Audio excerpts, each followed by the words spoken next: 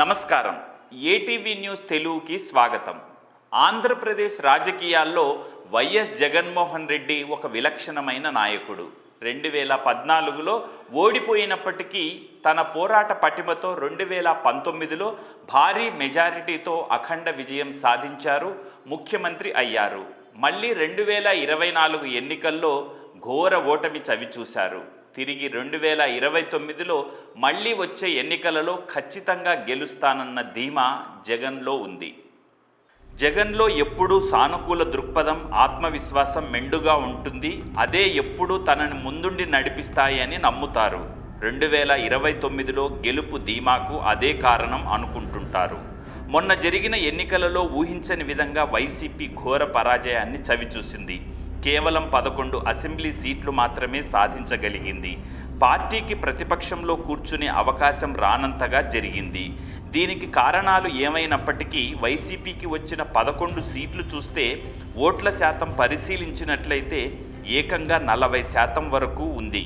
దీన్ని బట్టి 2029 ఎన్నికల్లో తాము ఖచ్చితంగా గెలుస్తామనే ధీమాకు బలాన్నిచ్చింది. ఇక చెప్పాలంటే 2019 ఎన్నికలలో తెలుగుదేశం పార్టీకి 23 సీట్లు వచ్చాయి.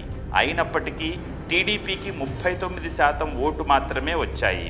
అంటే 11 సీట్లు వచ్చిన తమకే టీడీపీ కంటే అధికంగా అంటే 40% ఓట్లు వచ్చాయి. ఆంధ్రప్రదేశ్ రాజకీయాల్లో ఖచ్చితంగా ఏకైక ప్రత్యామ్నాయం తామే కాబట్టి ప్రతిపక్ష పాత్ర తమకు ఇవ్వాలని వైసీపీ అంటోంది. ఖచ్చితంగా కూటమి ప్రభుత్వంపై వ్యతిరేకత వస్తే 5 ఏళ్లలో ఆంధ్రప్రదేశ్ ప్రజలు తిరిగి మరోసారి తమకే అధికారం కట్టబెడతారని జగన్ ధీమాగా ఉన్నారు. ఎంత లేదన్నా బీజేపీ ఎన్ని హైడ్రామాలు నడిపించినా తెలంగాణలో ఆ పార్టీ అధికారంలోకి రాలేదు సరికదా, కేవలం 8 సీట్లతో సరిపెట్టుకుంది. కాంగ్రెస్ అక్కడ అధికారంలోకి వచ్చింది. ఇప్పుడు ఆంధ్రప్రదేశ్లోనూ కేవలం 2% ఓటు బ్యాంకు ఉన్నా కాంగ్రెస్ పుంజుకుని 2029 ఎన్నికల నాటికి అధికారంలోకి వస్తుందని ఆశించడం కల అవుతుంది.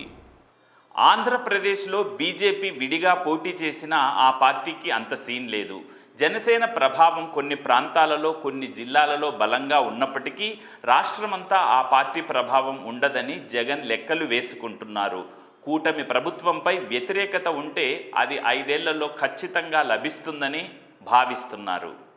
అందుకే ఇప్పటి నుంచే తాము ప్రజల్లోకి వెళ్ళి ప్రజా సమస్యలు తెలుసుకొని అధికార పార్టీని నిలదీయగలిగితే, అంటే తాము కొంచెం కష్టపడితే తిరిగి అధికారంలోకి రావచ్చనే ధీమాతో జగన్మోహన్ రెడ్డి ఉన్నట్టు తెలుస్తోంది.